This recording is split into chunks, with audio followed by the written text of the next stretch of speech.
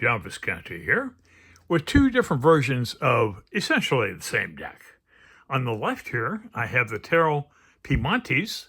Okay, now Piemontese was actually a language spoken in the town of Piedmont, and that's in northern Italy. Here's the back of that box. I got this deck on Etsy, I think at least a couple years ago. Okay, and then 2025, Lo Scarabeo came out with the Tarot Besancon. Besancon, I believe, is a town in France. I'm pretty sure it is. This deck was produced by a guy named Gaudais. And Gaudais was a famous French card maker, and he produced this in Paris around 1870. Okay?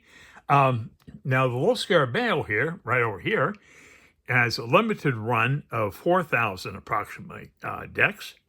I have number 3179, and this just came out. And then I noticed a couple weeks ago or so, Ann T, who has a very nice, very large YouTube channel on card reviews, and she had number 3734. So if she was one of the first people to get the deck, I'm wondering if Lo Scarabeo, this isn't a marketing ploy. In other words, they say there's 3,999 decks, and I get number 3179. People go, oh, I got to get that before it sells out. And Ann has even higher than me, so that might be a marketing ploy to try to sell more decks. Put the pressure on people again before they run out or something. And this is the back of the Gaudais card here. Okay, and this did come out in April of 2025, so relatively recently. This is May of 2025 now. Let's check out card size. Well, the Piemontese deck is a very small card. It's actually the size of a bridge card, which is just a little bit more narrow than a standard playing card, okay? And again, even the Lo Scarabeo production is still a little bit smaller than a standard tarot, okay? That'll give you an idea on the size.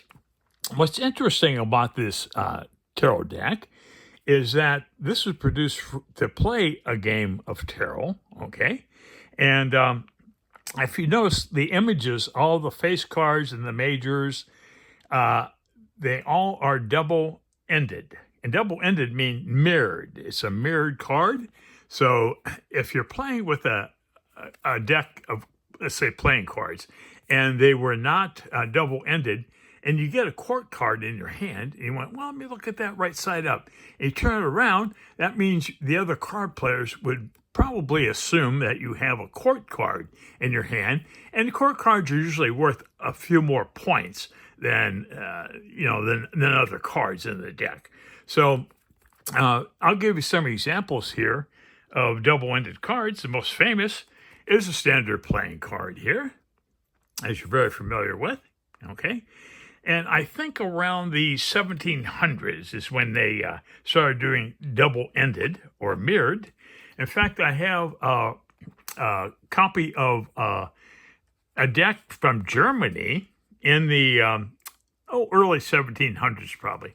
And that's when around the time where they started introducing double-ended or mirrored figures for their courts and stuff. You can see beautiful deck here on the left. I think I did a review on this. I can't remember, but I believe I did a review. Very nice deck. It was also an Etsy deck I got. Okay. Well, let's get into the cards now. Okay. Here are the backs of the cards. Have a plain pale blue back on the Etsy deck. And on the right, we have kind of like a standard playing card back on the Lo Scarabeo deck. Okay, so our first card is the Fool. And I'll try to hold these so they're both in focus at the same time. I hope that works out. Okay, next we have the Magician. Pretty much conventional magician. All the suits are represented on his table. Hey, and here's the High Priestess.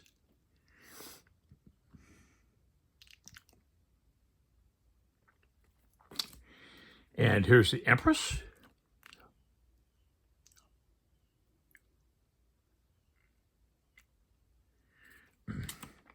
And here's our Emperor card.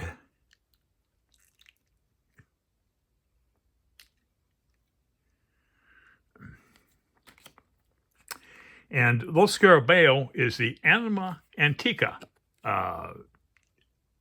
production. And Anima Antica means ancient soul. It means ancient soul. So I found that tidbit interesting. Okay, here is our Hierophant.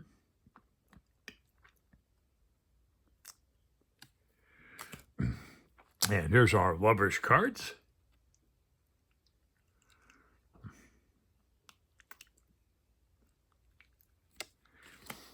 More dynamic colors in the Piemontese deck. So slightly different variations in the color here. That's the Chariot. And here is Justice.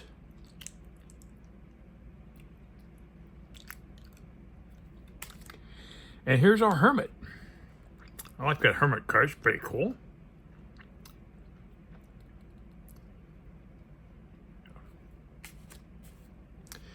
And here's our Wheel card, Wheel of Fortune.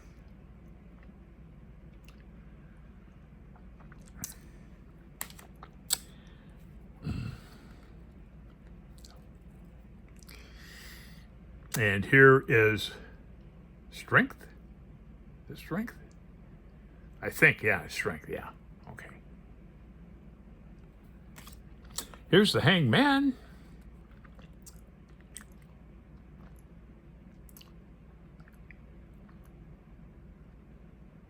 Kind of funny to see a hangman without a head. But that's what we got. Here's the Death card.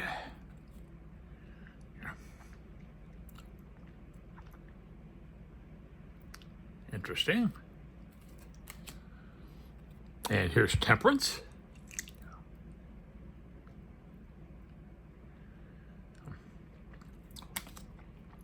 Oh, the Lo Scarabeo, I want to point out that comes in a typical Lo Scarabeo box here with the famous or infamous pull-up top lid there. And here's the Devil.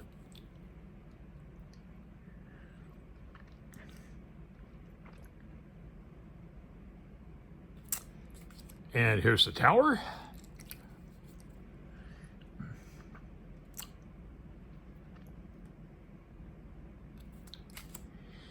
Hey, and here's a Star card.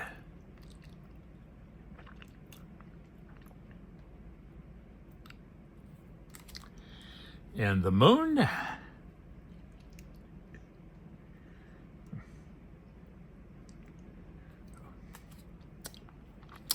And here's the Sun.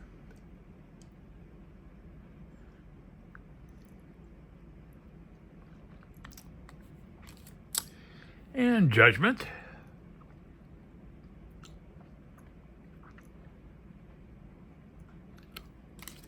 And the World.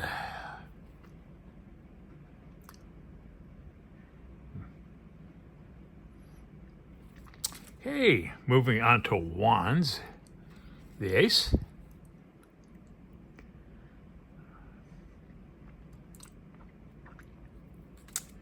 And the 2.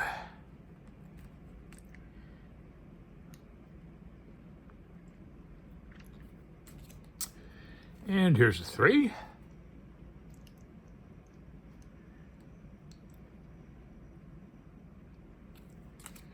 And the 4. I'll try to move through the pips a little faster here. Here's the 5.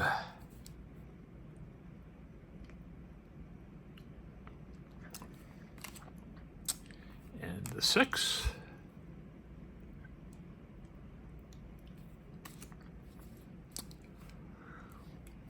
And the 7 of Wands.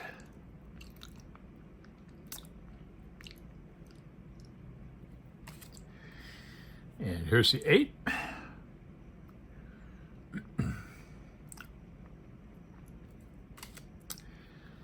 The 9. And the 10 of Wands.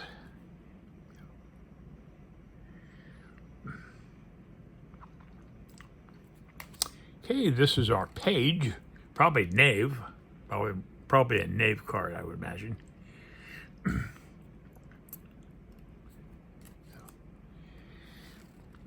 And our knight, definitely a knight.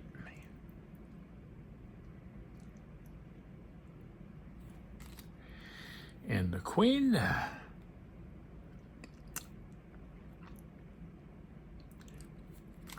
Yeah, I got the Tarot Besancon.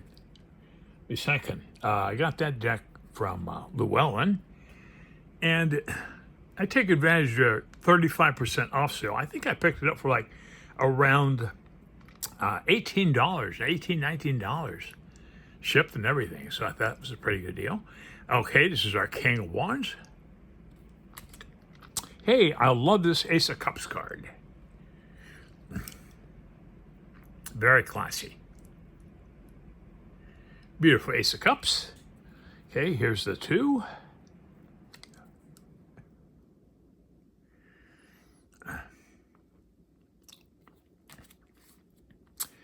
And the 3.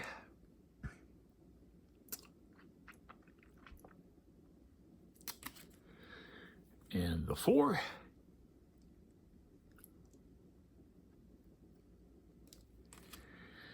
And here's the 5. My left shoulder is hurting me today. I have like a torn rotator cuff. I have to get addressed at some point here. And sometimes it aches a lot. Okay, this is the 6 of Cups.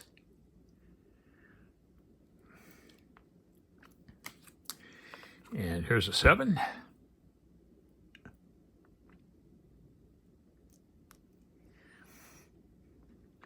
For some reason, the camera appears to be focusing more on the card in my left hand and less on the card in the right. That's probably due to the difference in size of the cards. I don't know. There's our 8 of Cups. Here's the 9.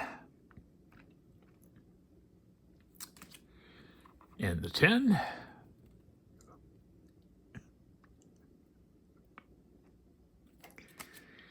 And here's our probably likely knave. It could be a page.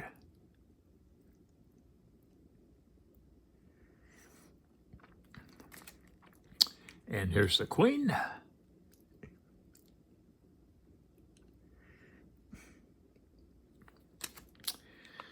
And the king. I'm sorry, that was the knight. Previous card was the knight. This is the queen.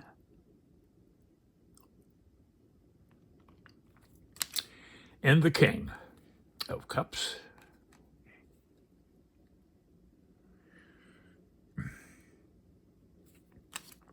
Okay, coins. They are referred to as coins in this deck. The ace.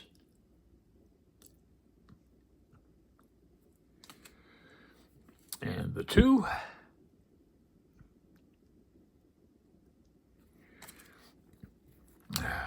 The 3. I think this card's supposed to go that way, I believe. 3 of coins. And the 4.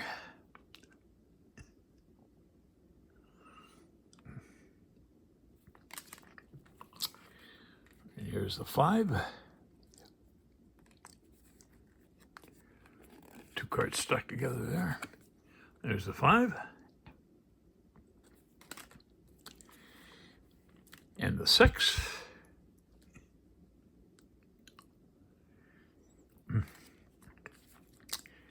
And here's the 7.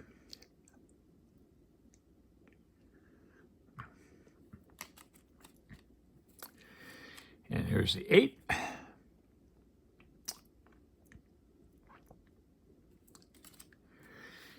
And the 9.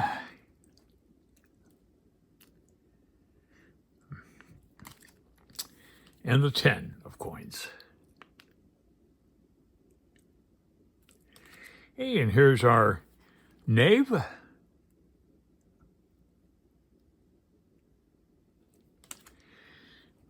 And the knight.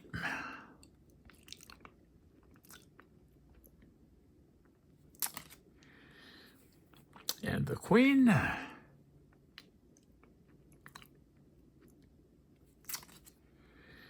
and the king of coins. Okay, moving on to swords. Straighten this pile out here.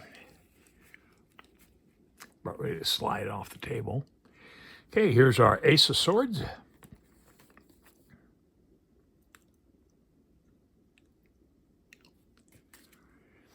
And the 2.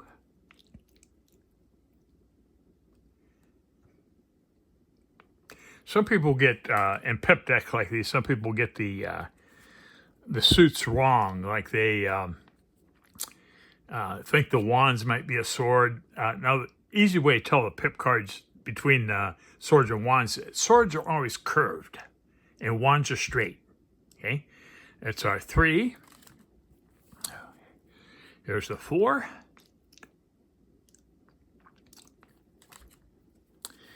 And the 5. I think the cards are supposed to go like that, I believe.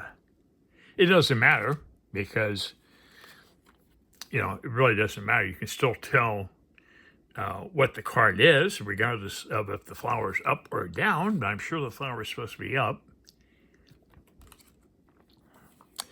Hey, here's the 7, the 7 of Swords.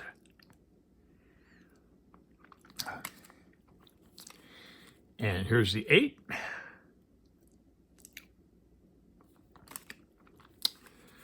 The 9 of Swords.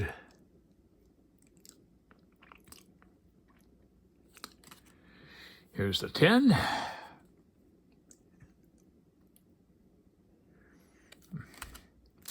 And here's our knave.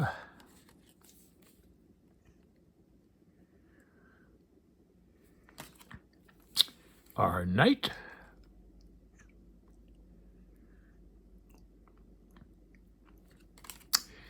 The queen.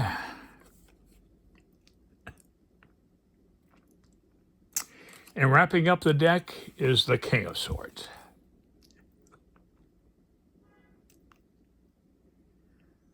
Okay. And the Piemontese deck came with a blank card as an extra.